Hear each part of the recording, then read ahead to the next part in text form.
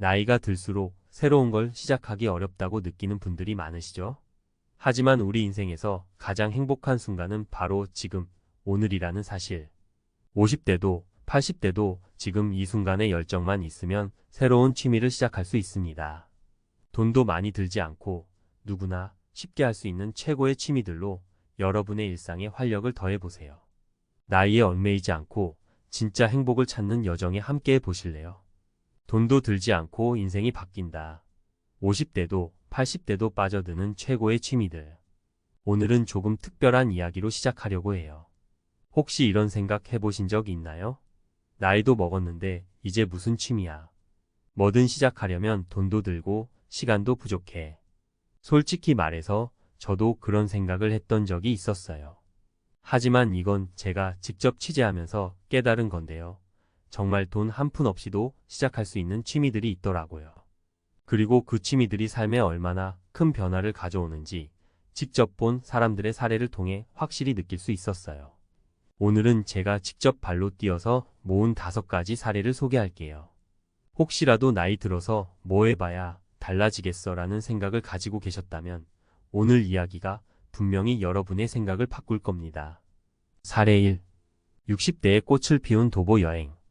걸을수록 자유를 느낀다. 첫 번째는 63세 박선영 씨의 이야기입니다. 선영 씨는 60대 초반까지 집안일과 손자, 돌보기에 바쁘게 살았어요. 그런데 건강도 나빠지고 우울감까지 오면서 삶의 의욕이 사라졌다고 하더라고요. 그러다 우연히 동네 공원에서 걷기 모임을 발견했고 처음에는 단순히 운동이라도 해야겠다는 마음으로 시작했대요. 그런데 걸으면 걸을수록 기분이 좋아지고 점점 멀리 걷고 싶다는 욕심이 생기더래요. 결국 동네 산책로를 넘어 전국 도보 여행에 도전. 지금은 2년째 매달 새로운 길을 탐방하고 있습니다. 돈이요? 교통비 조금 쓰는 정도라는데요. 걷는 동안 다른 건 필요 없으니 사실상 거의 무료라고 해요. 이 취미 덕분에 건강도 회복하고 새로운 사람들도 만나면서 인생이 확 바뀌었다고 합니다. 사례 2. 70대의 글쓰기로 재발견한 자신 -내 이야기가 책으로. 두 번째 주인공은 74세 이재호 씨입니다. 평생 교사로 일했던 재호 씨는 은퇴 후 갑자기 모든 게 멈춘 듯한 공허함을 느꼈다고 해요. 그러다 문득 젊은 시절의 꿈이었던 글쓰기를 떠올렸습니다. 처음엔 뭐 이 나이에 글을 써봤자 싶었지만 집 앞 도서관에 무료 글쓰기 강좌에 등록하면서 모든 게 달라졌어요. 강좌에서 만난 동년배들과 서로의 삶을 공유하며 글로 표현하기 시작한 거죠. 결국 자신의 이야기를 담은 에세이집을 자비로 출간했답니다. 돈? 한 달에 10,000원도 안 되는 강좌 비용이 전부였습니다.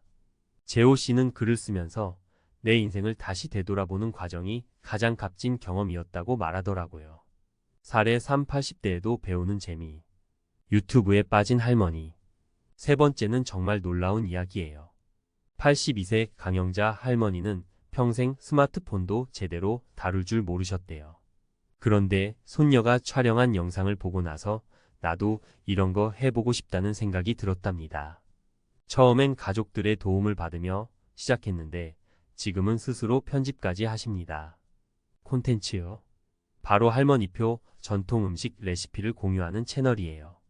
영상 속에서 직접 요리하며 삶의 이야기를 풀어내는데 젊은 세대들에게도 큰 사랑을 받고 있습니다. 구독자가 벌써 5,000명을 넘었다는 사실.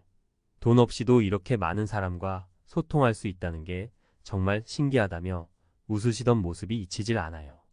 사례 4. 50대에 피어난 그림 그리기. 마음의 힐링.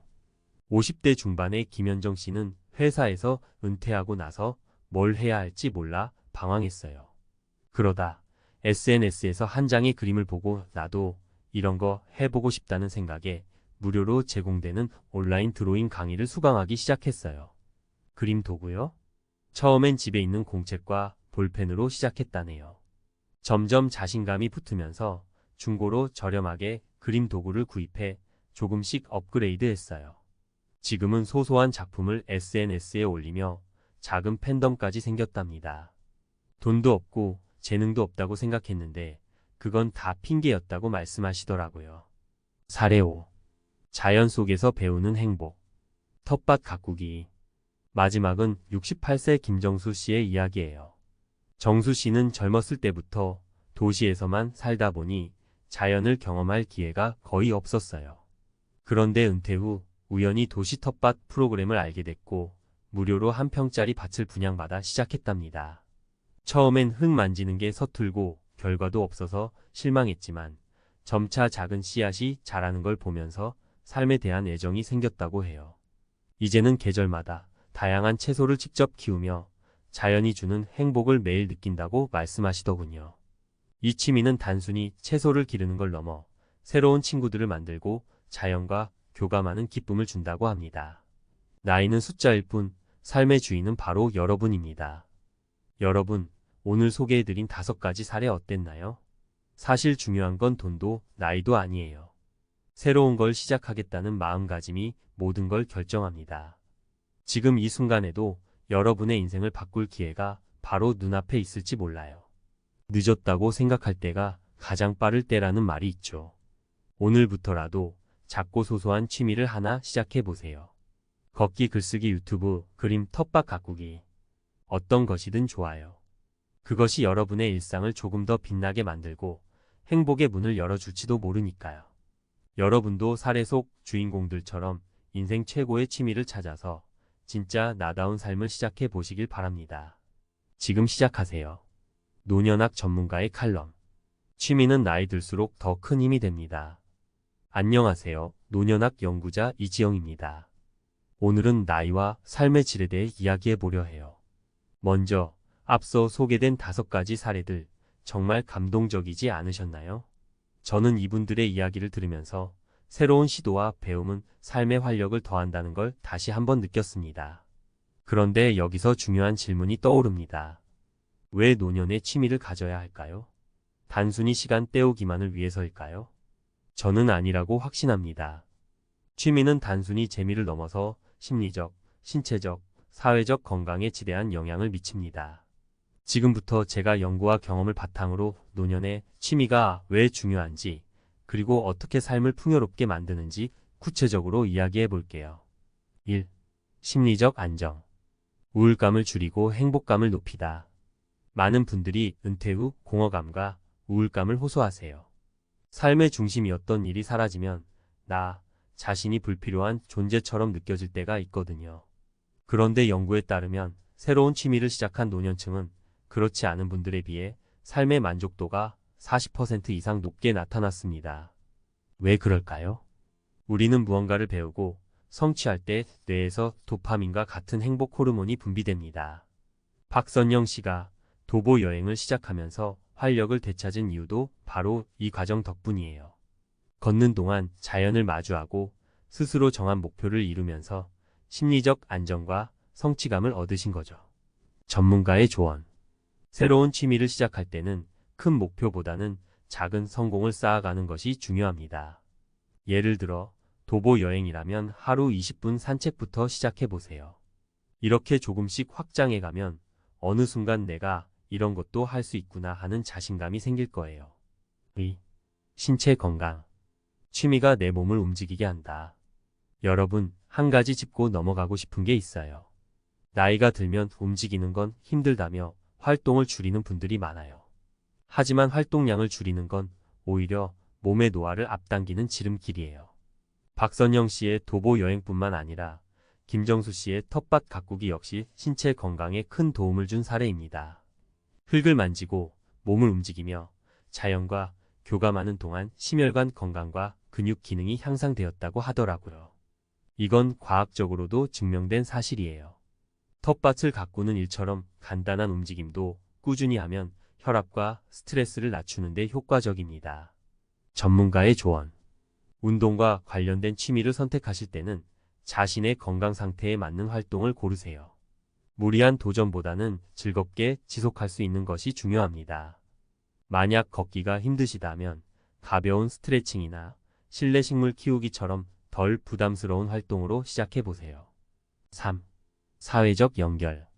외로움을 해소하고 새 인연을 만들다. 노년기에 접어들면 사회적 관계가 줄어들면서 외로움을 느끼는 경우가 많습니다. 이런 때일수록 취미를 통해 새로운 사람들을 만나고 관계를 맺는 것이 정말 중요합니다.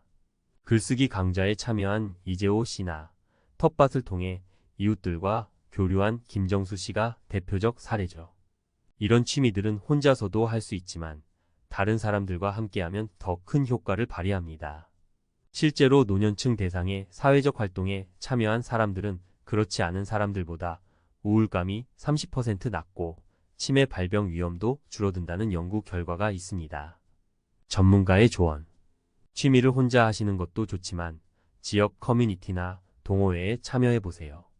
요즘은 온라인 강좌나 모임도 많으니 부담 없이 시작할 수 있습니다.